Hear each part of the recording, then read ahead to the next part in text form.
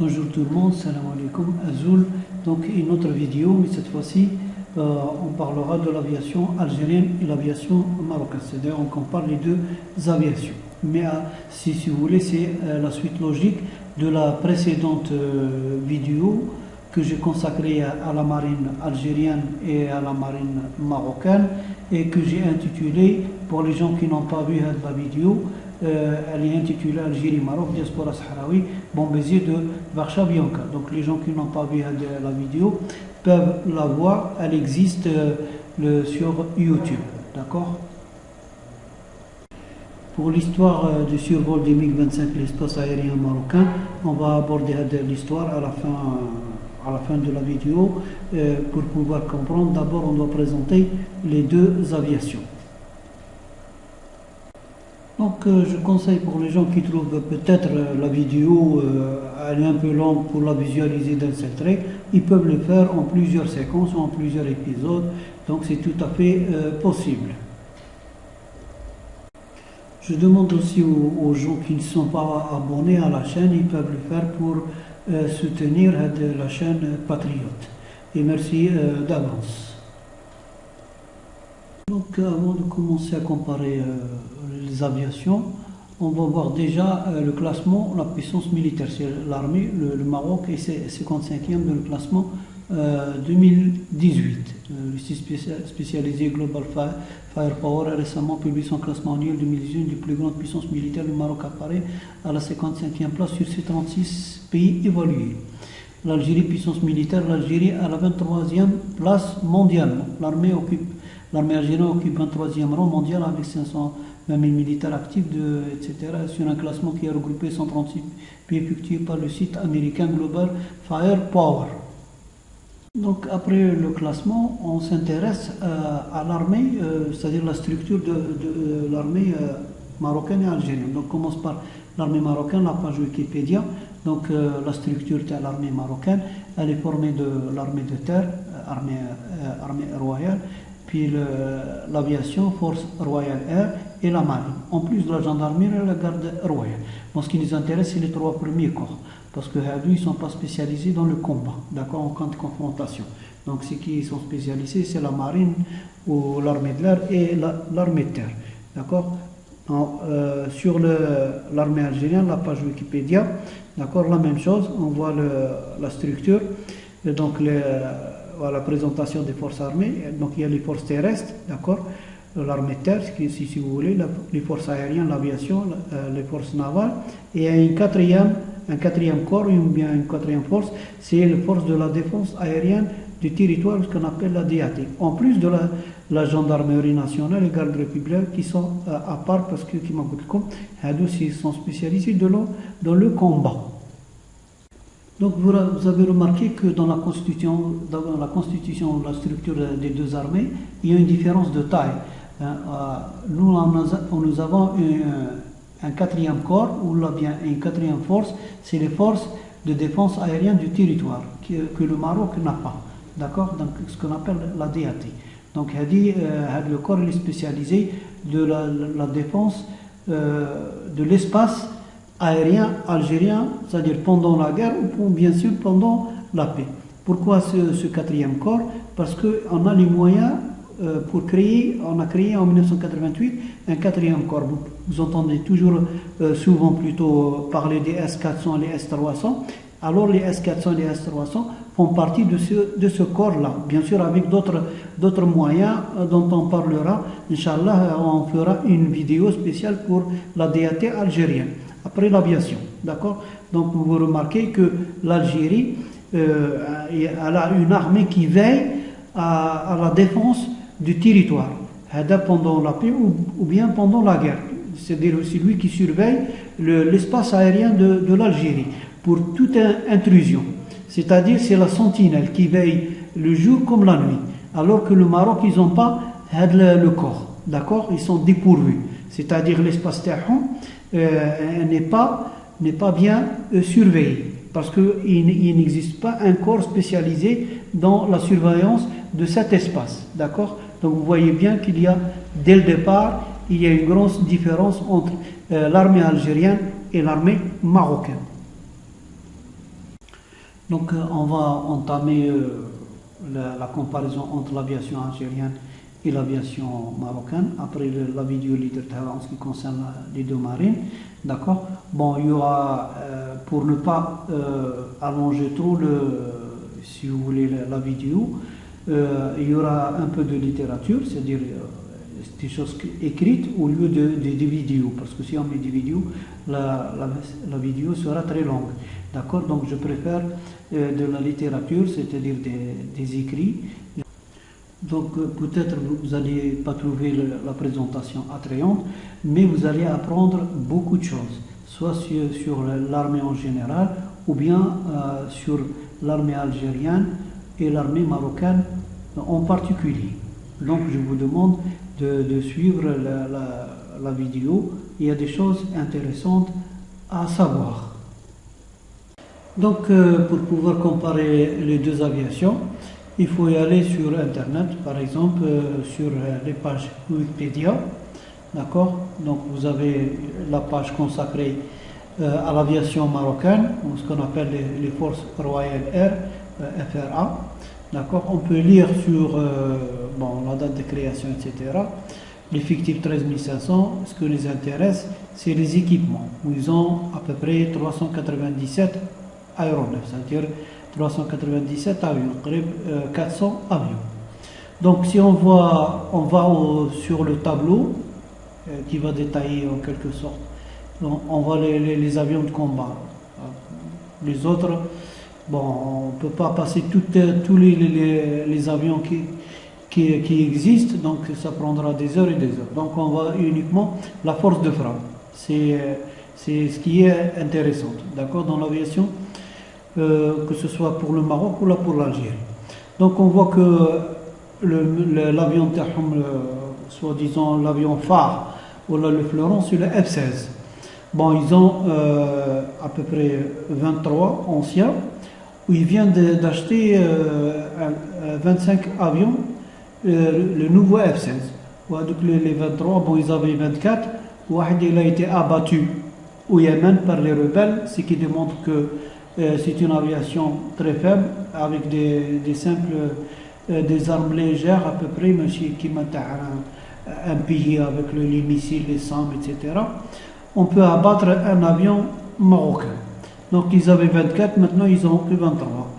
Le 24e a été abattu au Yémen. Donc ils ont commandé, ils ont acheté 25 le nouveau F-16. Donc ils ont au total 48 F-16, c'est-à-dire le principal avion de combat. C'est l'avion phare de l'aviation marocaine. Par contre, pour les Mirage, les F1 ou les F5 américains, c'est des vieux avions des années 60. Donc on ne parle pas, parce que c'est des avions qui sont dépassés par la technologie, soit sur les armements, soit la technologie numérique, soit les radars, etc., soit même les missiles, etc. D'accord. Donc par exemple le Mirage F1, et le premier vol a eu lieu en 1966 et il est entré en service en 1973. Donc il y a belle lurette. Et le F5 c'est encore pire. Le F5 le premier vol il a eu en 1959, juillet 59, et il est entré en service en 1964. Donc ça on ne parle pas. Donc c'est les seuls avions de combat Liandon. C'est-à-dire ils ont que le F-16, c'est-à-dire qu'il peut tenir la route. Et encore, le F-16, c'est un avion des années, c'est la même chose, c'est un avion des années, à peu près des années 70. Parce que le premier vol il a eu en 1974, et il est entré en service en 1978. D'accord? Le F-16. C'est-à-dire, bon, il y a beaucoup de pays qui sont en train de retirer le F-16 et remplacent par un nouvel avion, par exemple le F-35 pour la Belgique, l'Espagne, etc. Donc, beaucoup de pays, parce que l'avion qui vient, le dernier avion qu'ils achètent, les 25 avions F-16, c'est des avions modernisés. C'est-à-dire le F-16, à chaque fois, la société Martin Lockheed a dit qu'elle essaye de le mettre à niveau. À chaque fois, il y a des technologies avec des écrans digitaux, etc., avec de nouveaux missiles, des nouveaux moteurs, etc. Mais c'est un avion dans les années 70 qui à chaque fois, il est modernisé. D'accord? Donc, c'est un Tawa déjà, il a un peu d'âge. D'accord?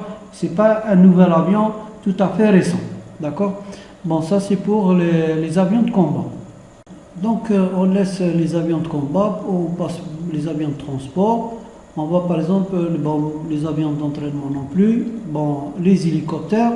Les hélicoptères, pourquoi? Parce que les hélicoptères de combat. Sauf un vieux, là aussi, c'est le SA-342 Gazelle. C'est un avion hélicoptère de reconnaissance et de combat. Ils ont 24. Mais ce n'est pas proprement dit, c'est un avion de combat, un hélicoptère de combat. Donc on ne peut pas dire que l'hélicoptère, la Gazelle SA-342, ça n'a rien d'un hélicoptère de combat. D'accord? On verra bien les hélicoptères de combat, les vrais hélicoptères de combat. D'accord? Ils ont un donc qui n'est pas un hélicoptère de combat. Sincèrement, il n'a rien d'un hélicoptère d'attaque. Donc je ne parlerai pas des autres hélicoptères, sinon la vidéo ça sera très longue. D'accord, les hélicoptères de transport, utilitaires, etc. Donc la même chose pour l'Algérie, on ne parlera pas de ces hélicoptères, on parlera uniquement celle d'attaque. Donc on passe aux drones. La même chose pour les drones, ils n'ont que le drone de reconnaissance. Ils n'ont pas de drone d'attaque. D'accord? Donc vous avez là le prédateur de drone de reconnaissance, ils ont 4. Et BAE System Sky-A, c'est un drone de reconnaissance, non plus, mais il n'est pas mentionné le nombre. D'accord? Mais tous les deux, c'est des drones de reconnaissance. Il n'y a pas de drone d'attaque. Donc l'aviation marocaine, disons qu'il est d'un niveau faible. Donc si on regarde un peu les caractéristiques ou les performances de F-16, ils ont acheté 25, tout un tapage médiatique, c'est toujours comme ça les Marocains, TGV, on dirait que tu prends le TGV dans n'importe quel coin du Maroc, même je ne sais pas le Oujda ou je ne sais pas le Nador, etc. Alors qu'ils ont fait cette ligne, d'accord? Donc la même chose moi pour le F-16. Le F-16 combien? Bon, c'est un avion qui coûte à peu près, comme vous voyez, 20 millions de dollars, alors que le dernier avion il coûte 30-40 millions. N'en parlons pas le F-22 Raptor qui coûte 320 millions, le américain, le F-22 Raptor qui coûte, un avion coûte 320 millions de dollars. D'accord? Ou là le F-15 qui coûte à peu près plus de 300 millions de dollars. Ou là comment dirais l'avion français Rafale qui coûte plus de 100 millions de dollars. Donc ça vous donne déjà le prix, ça vous donne une idée. En plus, son rayon d'action est de 550 km. On verra que les avions algériens qui dépassent jusqu'à 3000 km de rayon d'action. Donc vous avez une idée sur l'avion, le principal avion de l'aviation marocaine. Donc la conclusion qu'on peut tirer c'est que l'aviation Tahom, c'est pas une aviation qui était vraiment remarquable. Donc maintenant on aborde les forces aériennes algériennes, c'est-à-dire l'aviation algérienne. D'accord, donc déjà le nombre d'avions est de 528 aéronefs, c'est-à-dire 528 avions. Par contre, pour le Maroc, à peu près, c'est 397 avions. D'accord, c'est encore plus détaillé, parce que nous avons 97 chasseurs intercepteurs, nous avons 107 chasseurs bombardiers, 326 avions de transport, 70 avions d'entraînement, 280 hélicoptères, 46 hélicoptères d'attaque que le Maroc ne possède pas. Donc aussi l'effectif est de 25 000. Par contre le Maroc, je pense qu'il est à 13 500. Donc il y a le double. L'aviation algérienne le double de l'aviation pour l'effectif, l'aviation marocaine. Donc, si on passe au tableau des avions de combat, vous remarquerez que le tableau est plus fourni que le tableau de l'aviation marocaine. Pourquoi? Parce qu'on va expliquer tout ça. Donc, le premier, c'est le MiG-25. Le MiG-25, c'est un avion de reconnaissance intercepteur, le nombre 13. Et là, c'est la grosse différence entre l'aviation algérienne et l'aviation marocaine. Pour l'aviation algérienne, pour chaque tâche, pour chaque mission, vous avez un avion spécifique, d'accord? Contrairement à l'aviation marocaine, ils ont le F-16, il fait toutes les missions, toutes les tâches. C'est un avion multirôle, puis bombardier, chasseur, intercepteur, etc. D'accord? Donc par contre, le MiG-25, c'est un intercepteur, d'accord? Ou la reconnaissance. Pourquoi? Parce que l'avion, c'est l'avion le plus rapide du monde. Et c'est l'avion qui monte le plus haut dans le ciel, dans l'espace. Il plafonne à 36 km. Par contre, le F-16 ne plafonne qu'à 15 km, c'est tout. Il ne peut pas dépasser 15 km dans l'espace, dans le ciel. C'est-à-dire qu'il y a 21 km de différence entre le MiG-25 et le F-16. Après, nous avons le MiG-29S et le MiG-29M. Bon, les S, c'est des modèles ukrainiens et biélorusses. C'est un chasseur, où il peut faire la fonction de multirôle. La première fonction terrestre, c'est un chasseur. Le nombre, il est de 32. Le MiG russe, le MiG-29M, bien sûr, c'est un chasseur, où il peut faire la fonction de multirôle. Il peut faire la reconnaissance et il peut bombarder, mais la première fonction terrestre, c'est un chasseur pur. D'accord? Il y en a 14. Après, vous avez Sukhoi, le Su-24. D'accord? C'est un bombardier.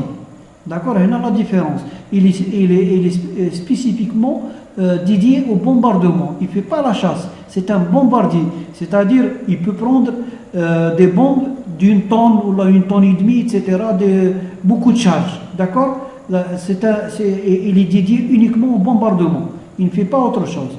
Il peut faire un peu de reconnaissance ou la guerre électronique. Le nombre sont 23. Après, vous avez le Sukhoi 30. C'est un chasseur, pur chasseur, mais il peut faire aussi la fonction de multirôle.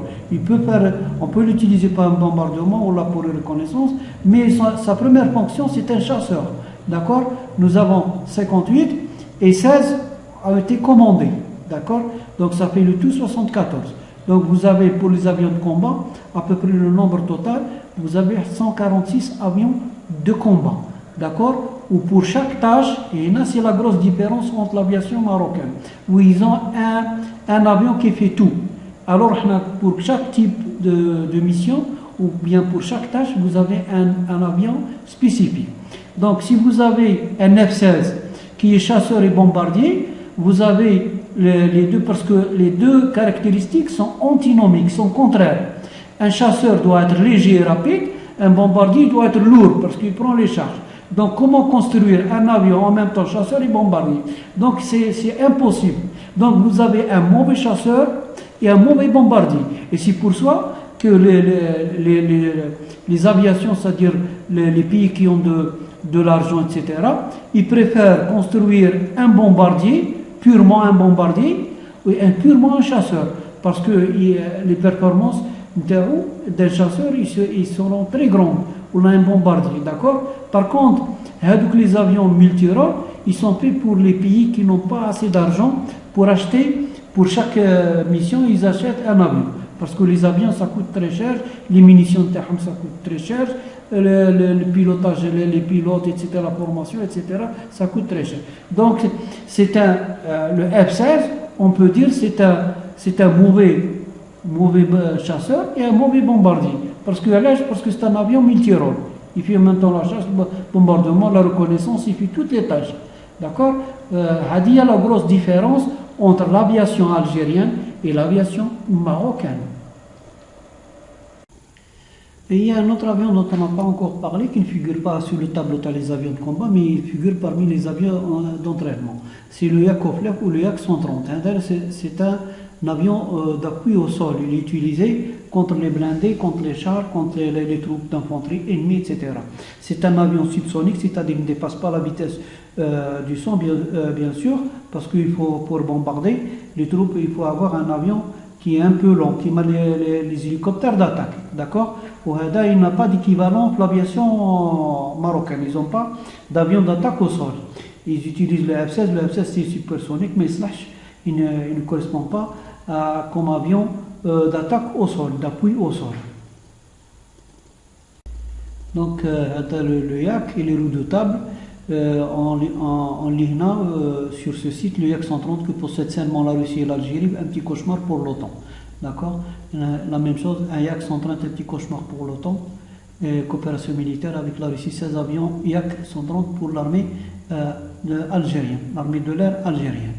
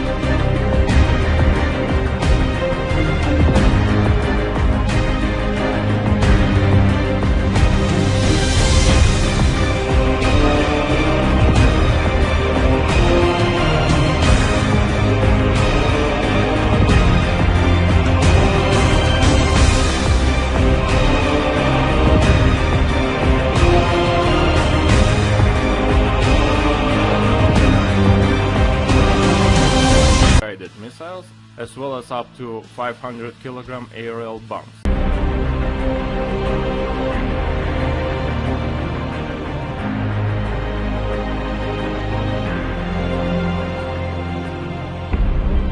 Donc, pour vous donner un exemple, faire un parallèle avec les voitures, c'est la même chose qui met les avions. Les voitures, vous avez plusieurs types de voitures. Par exemple, si on prend l'exemple de la 404, vous avez la berline, vous avez la 404 familiale, et vous avez par exemple la 404 bâchée ou le pick-up. Donc pour chaque tâche ou pour chaque mission soi-disant, vous avez la berline, la familiale, la break, la coupée, la cabriolet, le pick-up, etc. Donc c'est la même chose pour l'aviation. D'accord? Chaque tâche et chaque mission, vous avez un avion spécifique. D'accord? Ce que apparemment le Maroc n'a pas. D'accord, ils ont un avion pour toutes les tâches. En principe, non. Pour chaque tâche, pour chaque mission, vous avez un avion spécifique. D'accord, de haute performance. C'est la mission. Donc, toujours en complément de la force de frappe, on passe aux hélicoptères. Bon, vous avez les avions de transport, puis vous avez les hélicoptères.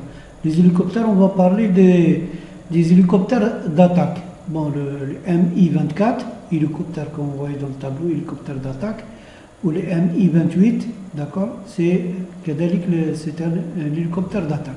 Donc, c'est des hélicoptères d'attaque que le Maroc ne possède pas. Donc, la Russie fournit à l'Algérie le Mi-28 qu'on appelle le chasseur nocturne, ou Sayyad Layl, ou le Night Hunter. D'accord, c'est le premier, le Mi-28. C'est le Mi-24. D'accord, Super Ind, le temps Super Ind. Puis il y a un autre type d'hélicoptère à double rotor, ce qu'on appelle le Mi-171. C'est ce qu'on appelle le tueur de chars. L'armée algérienne s'équipera d'un hélicoptère russe de tueur de chars. Donc vous avez les vidéos, par exemple vous avez la vidéo le Mi-28, c'est algérien. De la vidéo, d'accord. Vous avez par exemple aussi le Mi-24 Super Ind. Donc vous avez beaucoup de vidéos. Voilà, c'est le Super Ind, le Mi-28. D'accord, vous avez beaucoup de vidéos sur Internet pour les visualiser. Dans la même page de Wikipédia consacrée aux forces aériennes algériennes, bon, après les avions de combat, les avions d'entraînement, les hélicoptères, etc., on va aux drones. D'accord, on parle des drones que le Maroc ne possède pas. Bon, le Maroc possède aussi des drones de reconnaissance, qui est l'Algérie. On a 4 types en Algérie. Mais on vous parle des drones d'attaque que le Maroc ne possède pas. Le Maroc ne possède que les drones de reconnaissance, comme en Algérie, mais en Algérie en plus, elle a des drones d'attaque qu'on appelle en anglais les UCAV. D'accord? Donc l'armée algérienne, l'armée algérienne possède des drones fabriqués en Algérie, l'Algérie 54 et l'Algérie 55. Ils sont équipés de les drones d'attaque d'essai américain. D'accord? Donc le drone algérien, il est équipé par des roquettes. Voilà, il est équipé avec des roquettes comme on voit pour la vidéo. D'accord? C'est le Jazair 54 ou le Jazair 55. Puisqu'on a parlé des drones de fabrication algérienne, donc j'oublie pas aussi de mentionner que l'Algérie figure parmi les pays qui fabriquent des avions, notamment les avions d'entraînement, comme on voit pas le tableau, Fernez 142, bon, d'origine tchèque, mais l'Algérie l'a développé, et le Safir 43, toujours tchèque, et l'Algérie l'a développé, c'est d'entraînement. D'accord. D'ailleurs, si vous allez à Wikipédia, la liste d'avions militaires du XXe siècle, vous allez trouver l'Algérie parmi les pays qui fabriquent les avions, les drones. Donc avions militaires suivant les pays que l'Algérie, la Chine, les États-Unis, l'Europe, bon, bien sûr, la France, l'Iran, l'Inde, l'Italie, la Russie, la Suède, la Suisse et la Turquie.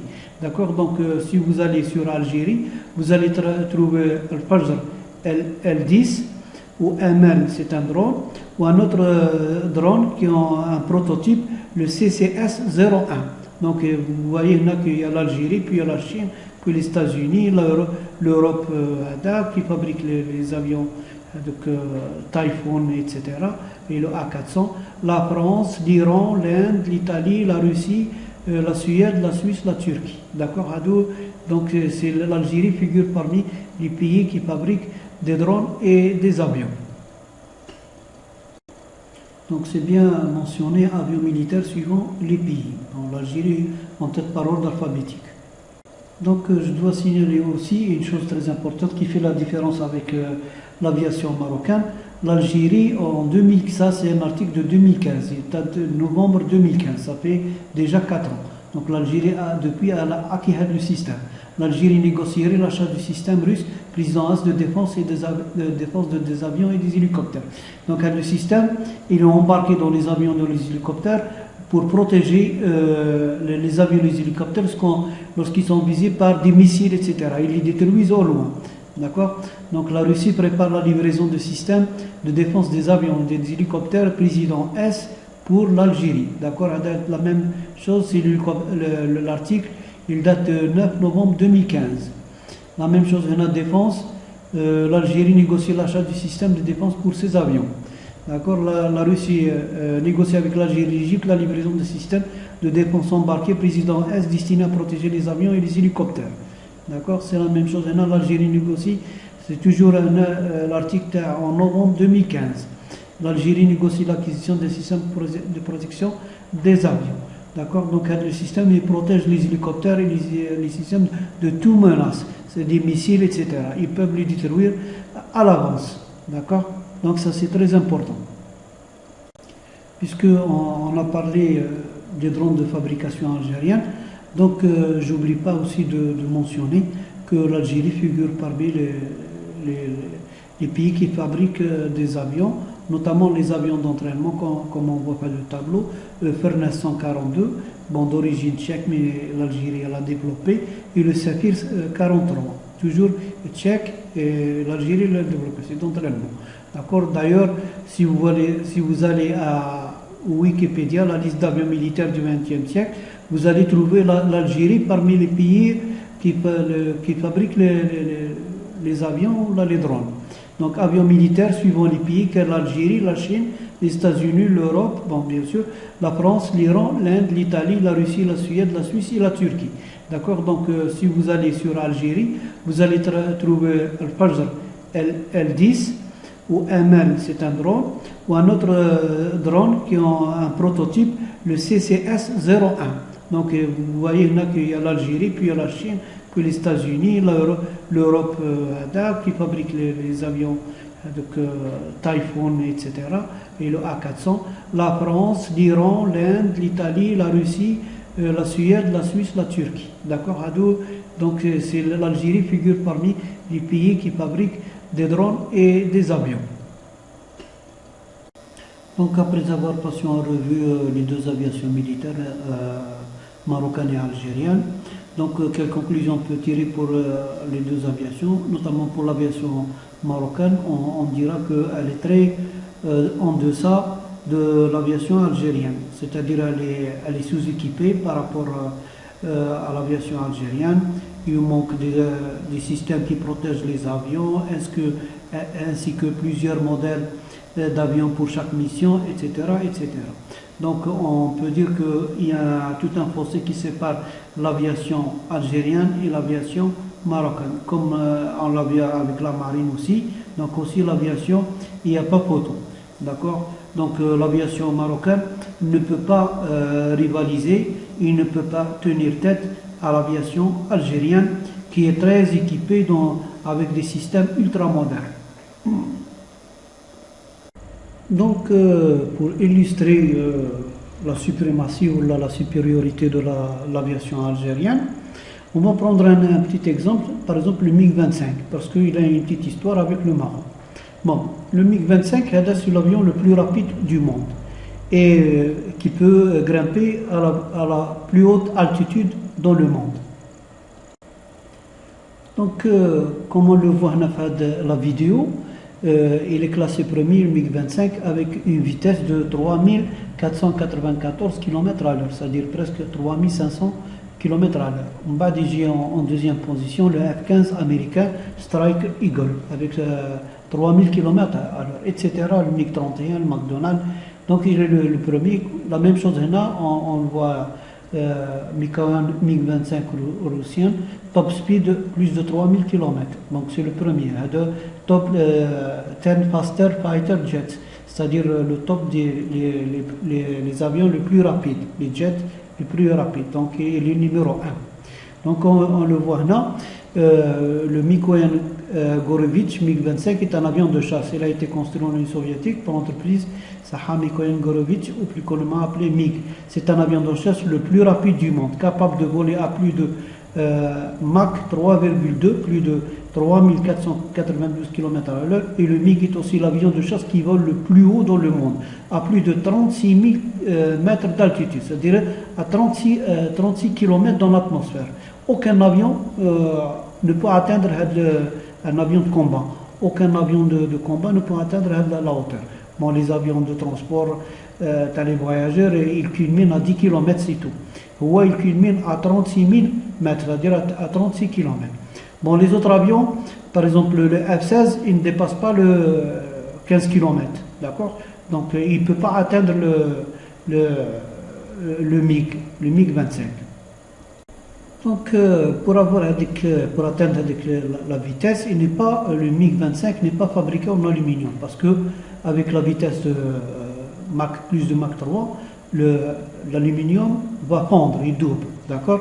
Donc le MiG-25 était essentiellement construit en alliage à acier nickel, inoxydable, représente 80% de sa masse, avec de porte-attaques en titane, 9% de sa masse, et le reste soit 11% en aluminium, afin de résister à la chaleur provoquée par la friction générée par le vol à Mach 3. Donc on peut qualifier le MiG d'intercepteur pur. C'est un intercepteur, parce que comme il y a plusieurs missions pour les avions de combat, il y a des intercepteurs, des chasseurs, des bombardiers, etc. Chaque mission a un terrain. Donc on peut le qualifier, le MiG-25, d'intercepteur pur, comme son successeur, le MiG-31 ou le F-106A Delta Pas américain, au contraire du F-15 Eagle ou Sukhoi 27 flanqueurs, qui sont aussi des chasseurs lourds capables de vitesse très élevée. Bon, le MiG-25 permet aux forces aériennes des pays alliés ou proches de l'URSS d'aligner de puissants intercepteurs en alerte permanent afin d'intercepter d'éventuels bombardiers supersoniques de l'OTAN. Le MiG-25 est capable d'évoluer dans des grandes zones désertiques. C'est ainsi que la Russie dispose bon nombre de ces MiG-25 en Sibérie ou en Algérie dans le Sahara.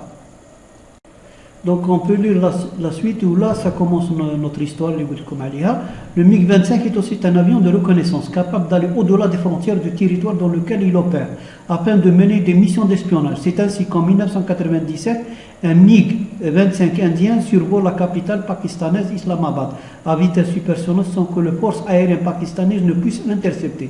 Il est également fait mention des MiG-25 algériens menant des missions de reconnaissance au-dessus du Maroc durant les années 1980.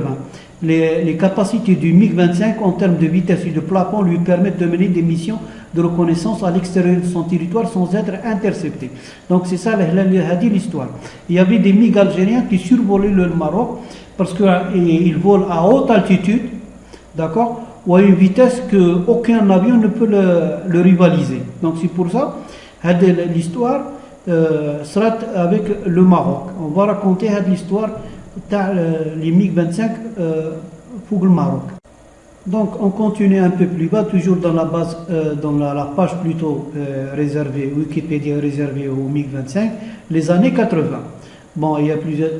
D'après un document de la CIA déclassifié, on a même le lien, datant de mars 1987, qui traite des capacités de forces armée royale marocaine de l'époque. 2 MiG-25 algériens survolèrent l'espace aérien marocain sans que la défense anti-aérienne marocaine ne puisse intercepter les deux avions qui volaient à haute vitesse et à très haute altitude.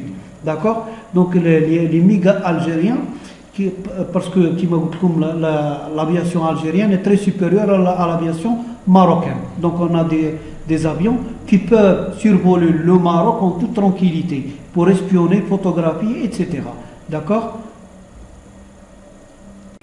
Donc on peut lire la suite, l'armement. Le MiG-25 peut être armé de R-33 et R-44, ce sont des missiles. Le R-44 est le missile d'avion de chasse le plus grand du monde, spécialement fait pour abattre les bombardiers qui sont très massifs et résistants. Toujours dans la version des MiG, il y a plusieurs versions de MiG, mais deux sont à retenir dont découlent plusieurs sous-versions. La version d'interception fait pour prendre les avions en chasse et les détruire.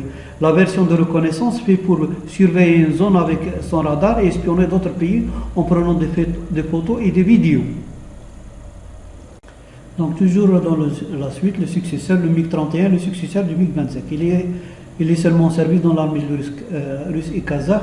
Les MiG-31 sont essentiellement une version modernisée du MiG-25. Le MiG-31, c'est un MiG-25, c'est le même, exactement la même cellule, etc.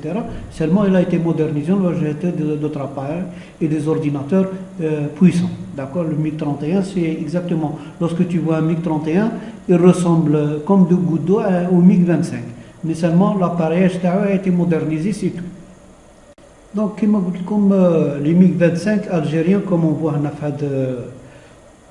fait le site jeuxvideo.com, les MiG-25 algériens survolent l'espace aérien marocain durant la guerre froide. Donc, d'après un document déclassifié de la CIA, des MiG-25 ont survolé l'espace marocain durant les années 80. Voici le document en question. Donc, là, vous avez le lien, tu as le PDF, tu as la CIA. D'accord? Donc, vous l'avez, je peux vous mettre le lien. Si vous voulez, à la vidéo, le document déclassifié. C'est-à-dire, bon, il a été. Donc, là, c'est un document de la CIA. D'accord, vous le trouvez sur le site de la CIA, Central Intelligence. D'accord, bon, vous allez trouver à la page 3, c'est un document. Il va relater l'histoire, le survol, les MiG, les MiG algériens, à la page 3.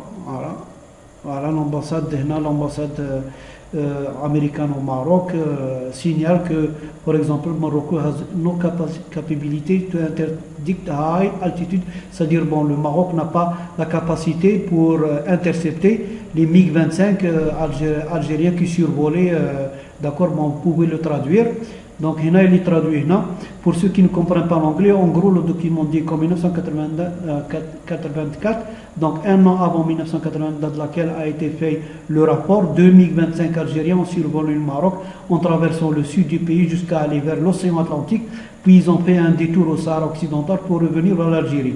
La défense anti-aérienne marocaine ni l'aviation n'avaient les moyens d'intercepter les MiG-25.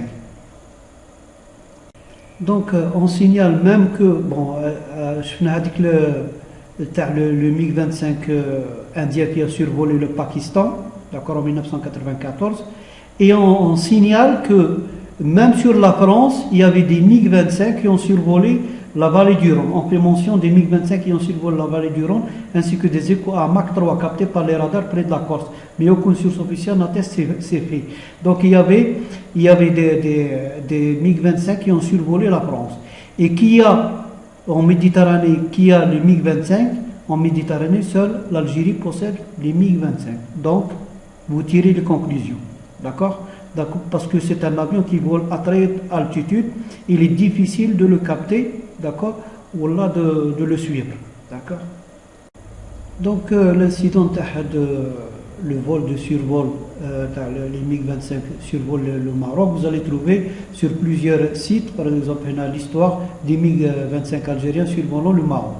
D'accord, la même chose, vous allez trouver top secret, la guerre froide aérienne algéro-marocaine. Bon, seulement je signale que, on va lire, les Algériens avaient peu pris l'habitude de mentionner les exercices américains, entendu que les appareils se posent pour faire décoller les MiG-25. C'est-à-dire, pourquoi l'Algérie a envoyé les MiG-25? Parce qu'il y avait des manœuvres maroco-américaines où j'aime la frontière algérienne pour gonfler le Kimangoul le Maroc, soi-disant Jeb Chikourtao, et bien sûr les Américains, faisaient des manœuvres aériennes à côté de la frontière algérienne. Bon, qu'est-ce qu'ils ont fait là, les Algériens? Ils ont ramené les MiG-25, Mouin ou Sara, sur Tindouf, ils l'ont fait survoler le Maroc. Donc, c'est pour ça que les Algériens avaient pris l'habitude de monitorer les exercices américains et marocains. C'est-à-dire, ils suivaient les exercices américains à la frontière. On a attendu que tous les appareils se posent pour faire décoller les MiG-25. Ils ont attendu que les appareils marocains et américains se posent. On battant ça, les Algériens, ils ont fait décoller les MiG-25, qui pris rapidement de vitesse et altitude, traversa de part en part le Maroc, puis au-dessus de l'Atlantique, opéra une boucle et revint par le même chemin à sa base d'origine. Les Marocains tétanisés n'ont fait décoller aucun de leurs chasseurs, ni même activé leur défense aérienne. Depuis, raconte Tom Cooper, leurs vols sont devenus plus diplomatiques. Ils ont appris la leçon calmement, les Marocains. D'accord? C'est un Américain qui raconte, depuis, raconte Tom Cooper, leurs vols sont devenus plus diplomatiques. D'accord? Donc, quand ils ont les Américains, ou ils soi-disant, il a impressionné les Algériens. Alors, l'Algérien a le MiG-25. Le MiG-25, c'est l'avion le plus rapide du monde dans l'histoire les avions de combat, et qui vole à 36 000 mètres, à 36 km. Aucun avion ne peut atteindre l'altitude, sauf le MiG-1, le MiG-25 et le MiG-31. On peut lire, pour comparer le MiG-25 et le F-16, en mai, avec l'incident le Pakistan, en mai 1997, un MiG-25 de la force aérienne indienne survole la capitale pakistanaise à la vitesse supersonique, inquiétant la population. L'appareil reste inaccessible pour les F-16 de la force aérienne pakistanaise. Ce survol aggrave encore les relations entre, etc. Donc les F-16 ne peuvent pas rivaliser avec le MiG-25. Donc pour clore le chapitre de l'aviation marocaine et algérienne, l'aviation marocaine, le meilleur avion c'est le F-16. D'accord, c'est le fleuron de l'aviation marocaine. On va voir les caractéristiques. On va voir que le plafond il peut monter jusqu'à 15 km, 200 c'est tout, d'accord, et il ne peut pas monter à le MiG-25 jusqu'à 36 km. Ou le rayon d'action terrestre de 550 km, c'est-à-dire il doit atterrir pour faire le plein. D'accord, il y a à peu près 520 km la distance entre Rabat et Oujda. D'accord, donc il ne peut pas aller de Rabat à Oran, il ne peut pas aller directement. Il doit faire le plein. Contrairement le MiG-25, le rayon d'action terrestre c'est 1730 km. C'est-à-dire il peut faire traverser 3 fois le Maroc sans faire le plein. D'accord? Donc vous voyez la différence entre le MiG 25. Ça sera la même chose pour le MiG 29, pour le Sukhoi 30, le Sukhoi 24, etc. C'est qu'il dépasse les 1000 km, le rayon d'action تاعهم. Alors que moi, le meilleur avion F-16, a un rayon d'action de 550 km, c'est tout. Donc vous voyez la différence entre l'aviation algérienne et l'aviation marocaine.